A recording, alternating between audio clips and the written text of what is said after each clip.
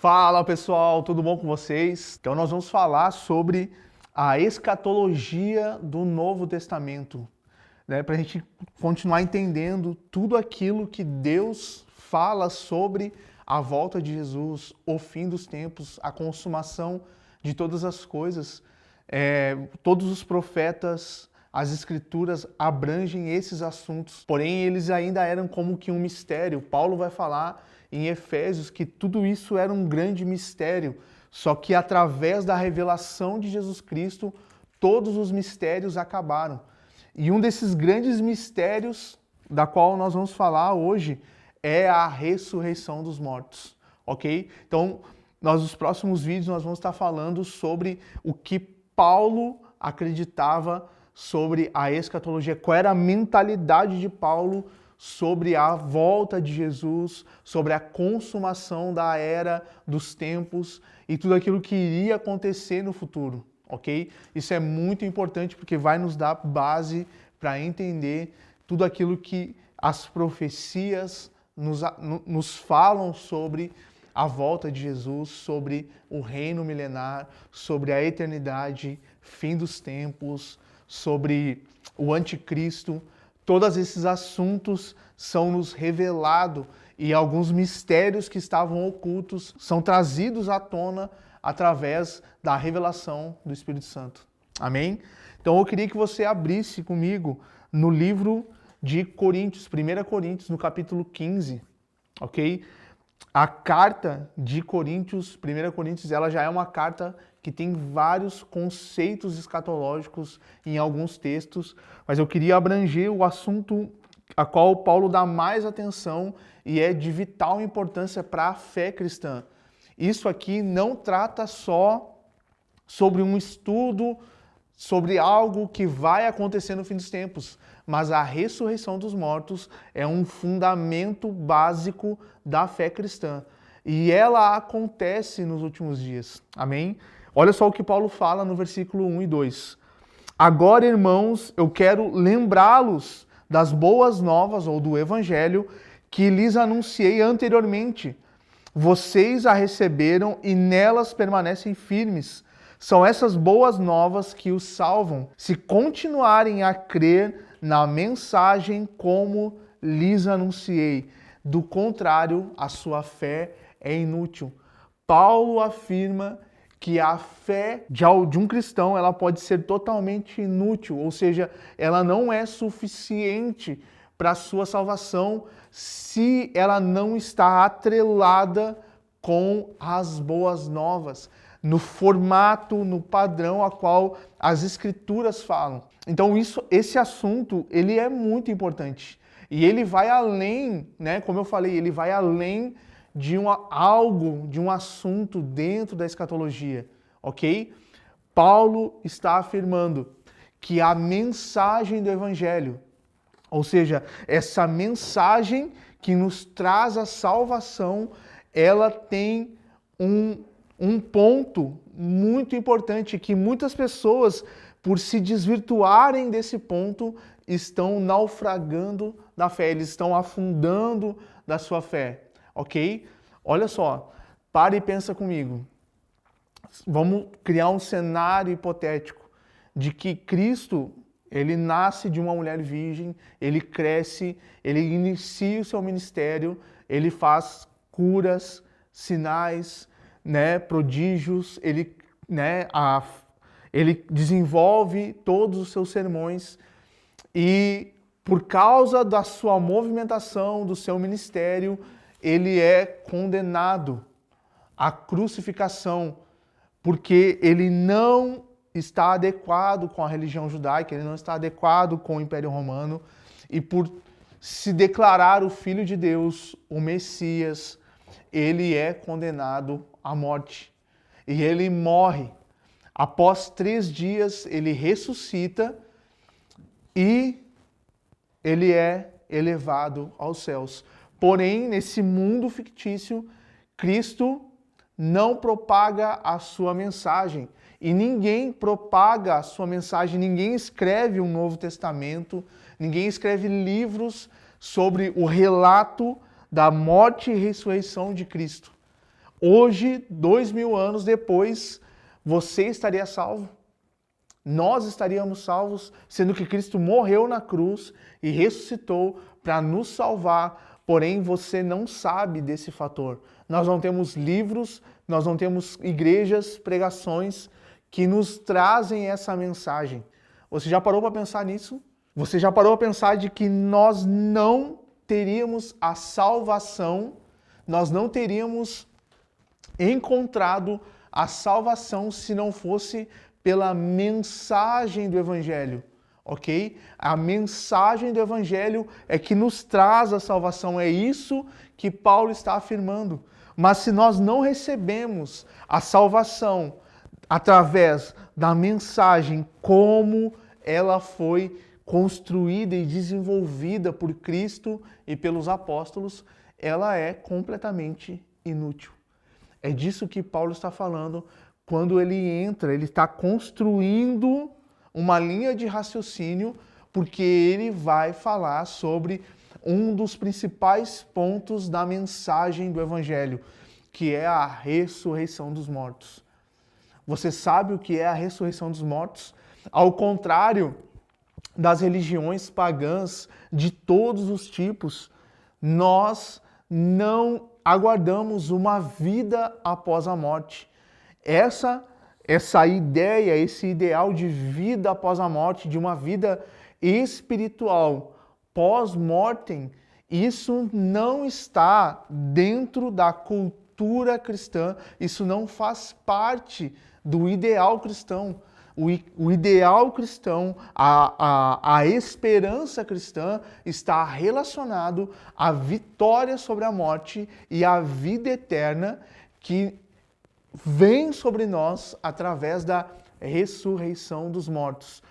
Pessoal, ressurreição não é vida após a morte e também não é como os espíritas falam, a reencarnação. Essas coisas não estão baseadas no cristianismo. Essas coisas são paganismo. Esses ideais são ideais pagãos e eles não estão atrelados à fé cristã. A fé cristã é algo totalmente diferente.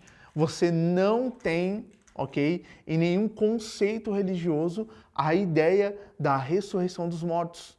Amém? Então você precisa entender isso e compreender isso. Isso é um fator vital para a sua fé. E é isso que Paulo está falando. Ele vai falar de tudo aquilo que ele entende do Evangelho, ele vai trazer uma explicação daquilo que ele carrega como a mensagem do Evangelho, porque isso foi transmitido a ele pelos apóstolos, e os apóstolos liberaram o ministério de Paulo de acordo com essa coerência acerca da mensagem. Então ele vai falando e ele está combatendo em 1 Coríntios 15 uma ideia falsa de que a ressurreição é algo simbólico, meramente simbólico. A ressurreição não é simbólico. Nós não estamos ressurretos verdadeiramente. Nós podemos fazer analogias simbólicas em relação a isso, mas a nossa fé não está baseada no fato de que nós já ressuscitamos, mas a nossa fé está baseada na esperança da promessa de que um dia, na vinda de Cristo, nós ressuscitaremos com Cristo, ok? Na vinda de nosso Senhor Jesus Cristo, ok? Olha só o que Paulo fala no versículo 12 em diante. Pois bem, se proclamamos que Cristo ressuscitou dos mortos, por que alguns de vocês afirmam não haver a ressurreição dos mortos? Pois se não existe ressurreição dos mortos, Cristo não ressuscitou. E se Cristo não ressuscitou, a nossa pregação é inútil e a fé que vocês têm é inútil. Então ele endossa a mensagem a qual ele estava passando, dizendo que a falta de crença na ressurreição dos mortos, ela torna a fé cristã inútil. Agora eu queria que você parasse e pensasse, você sabe o que é ressurreição? Você crê na ressurreição dos mortos? Ou qual é o seu ideal, na sua fé sobre aquilo que acontece conosco após a nossa morte. Tudo isso é extremamente importante, porque o fator morte é algo totalmente relacionado à escatologia, ok? Nós seremos completamente libertos dessa morte física e espiritual na vinda de nosso Senhor Jesus Cristo. Então, estudar escatologia não está baseado em você entender coisas futuras, está baseado em você fundamentar a sua vida hoje naquilo que é genuíno e importante para você, ok?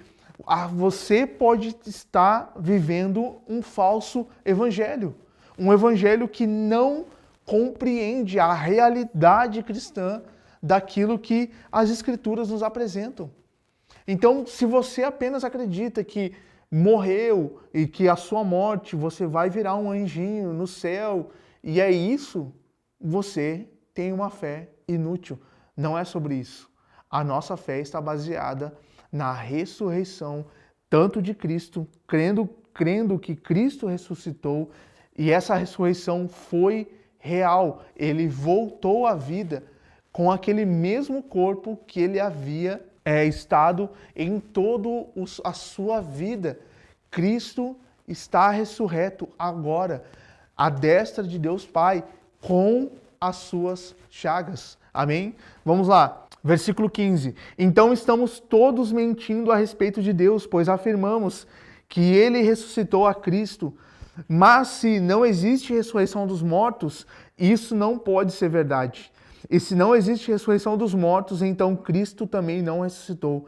E se Cristo não ressuscitou, a fé que vocês têm é inútil e vocês ainda estão em seus pecados. Olha só, a morte de Cristo na cruz não teria poder algum de nos libertar dos nossos pecados sem a ressurreição. A ressurreição de Cristo é a prova do poder de Deus e de que Cristo realmente é quem ele diz ter sido. Ou seja, é a prova e a comprovação. Os apóstolos viveram o que viveram, eles sofreram tudo o que eles sofreram. A perseguição, a morte, o martírio, toda a pressão daquele mundo por um fator. Eles criam na ressurreição dos mortos. Foi isso que fez Paulo ser perseguido e foi o fator ressurreição dos mortos que trouxe tanto burburinho no meio judaico e toda essa eclosão de toda a perseguição dos judeus contra os judeus que eram cristãos e agora se intitulavam como cristãos. Os judeus que não aceitavam a ressurreição dos mortos perseguiam e matavam, assim como o próprio Paulo fazia, por causa do fator ressurreição dos mortos, ok? Versículo 18, nesse caso, todos que adormecem crendo em Cristo estão perdidos. Se nossa esperança em Cristo vale apenas para esta vida, somos os mais dignos de pena em todo mundo. Mas, de fato, Cristo ressuscitou dos mortos. Ele é o primeiro fruto da colheita de todos os que adormecem. Uma vez que a morte entrou no mundo por meio de um único homem, agora a ressurreição dos mortos começou por meio de um só homem. Assim como todos morremos em Adão, todos que são de Cristo receberemos nova vida. Mas essa ressurreição tem uma sequência. Cristo ressuscitou como o primeiro fruto da colheita e depois todos que são de Cristo ressuscitarão quando ele voltar. Então, o que nós temos que entender? Quando nós lemos Mateus 24, Marcos 13, Lucas capítulo 21, e nós vemos aquela sequência de acontecimentos a qual Cristo está relatando sobre o fim dos tempos, nós temos que entender que quando Cristo menciona o seu retorno, ele está falando de que essa subida, esse arrebatamento, ele vai acontecer, mas antes disso, a ressurreição dos mortos, como Paulo afirma em 1 Tessalonicenses capítulo 4, versículo 16 em diante, qual nós vamos analisar também esse capítulo em um próximo vídeo, ok? Mas o fato é que a ressurreição dos mortos é algo extremamente importante. É isso que Daniel afirma no capítulo 12. É isso que Jesus afirma para os saduceus quando eles indagam ele sobre a ressurreição. Ele diz: Deus não é Deus dos mortos. Ou seja, ele não é um Deus de almas penadas. Alma penada é morto. Ou seja, quando ele fala isso, ele diz: Deus é Deus de Abraão, de Isaac e de Jacó. Mas Abraão, Isaac e Jacó, eles estão mortos. Então Cristo está dizendo que se Deus é o Deus deles e ele não é um Deus dos mortos, ele é um Deus dos vivos, ele está dizendo que a morte não pode segurar os homens que vivem pela fé, os homens justos, aqueles que foram escolhidos por Deus para viver diante da sua justiça. Então você precisa acreditar na ressurreição dos mortos e que a toda a sua esperança do futuro está relacionada ao fato de que, mesmo que você morra, mesmo de que a sua existência nesses dias não seja a das melhores, você vai ressuscitar pela fé em Cristo Jesus. Por isso que essa vida é miserável, por isso que Paulo afirmou, essa vida é miserável. Não importa o que você possa viver de glória, de riqueza, de bonança, de fartura e luxúria, não importa o quanto você pode viver. Tudo isso é muito miserável comparado com a ressurreição dos mortos e a vida eterna. Vamos continuar. Versículo 24. Então virá o fim, quando ele entregará o reino a Deus, o Pai, depois de ter destruído todos os governantes e autoridades e poder, pois é necessário que Cristo reine até que tenha colocado todos os seus inimigos debaixo dos seus pés. Aqui é outro ponto importante. Cristo vai reinar em um reino milenar. Cristo vai governar sobre essa terra e vai fazer com que todos se submetam a Ele. Cristo reina até que tenha colocado todos os seus inimigos debaixo dos seus pés, e o último inimigo a ser destruído é a morte. Pois as Escrituras dizem: Deus pôs todas as coisas sobre a autoridade dele. Claro que quando ele diz que todas as coisas estão sob a autoridade dele, Cristo, isso não inclui aquele que conferiu essa autoridade a Cristo. Então, quando todas as coisas estiverem sob a autoridade do Filho, ele se colocará sobre a autoridade de Deus, para que Deus, que deu a seu Filho autoridade sobre todas as coisas, seja absolutamente supremo sobre todas as coisas em toda parte. Então Cristo precisa reinar e Cristo precisa controlar todas as coisas. E tudo precisa estar debaixo do seu domínio.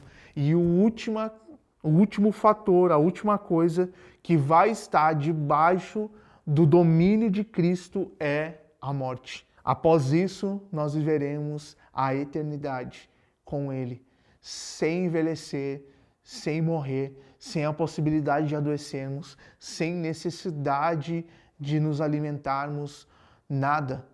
Nada mais será como é hoje.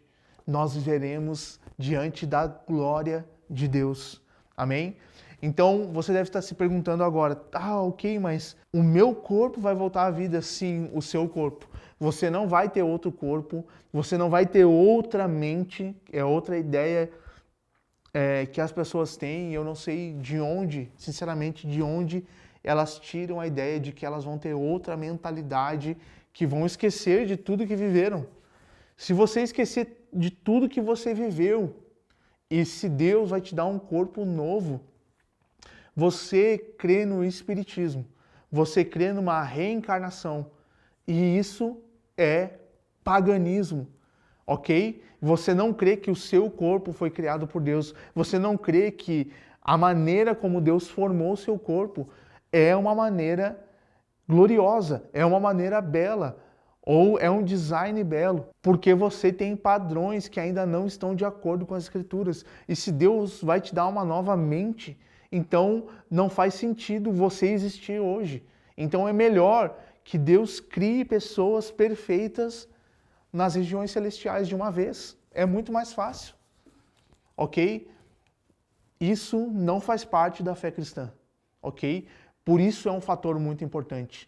E isso é algo que vai acontecer e vai marcar a história da humanidade. Os mortos em Cristo voltarão à vida, ok? Essa é a primeira ressurreição dos mortos. Haverá uma segunda ressurreição dos mortos, que é a ressurreição de todos os ímpios, ok?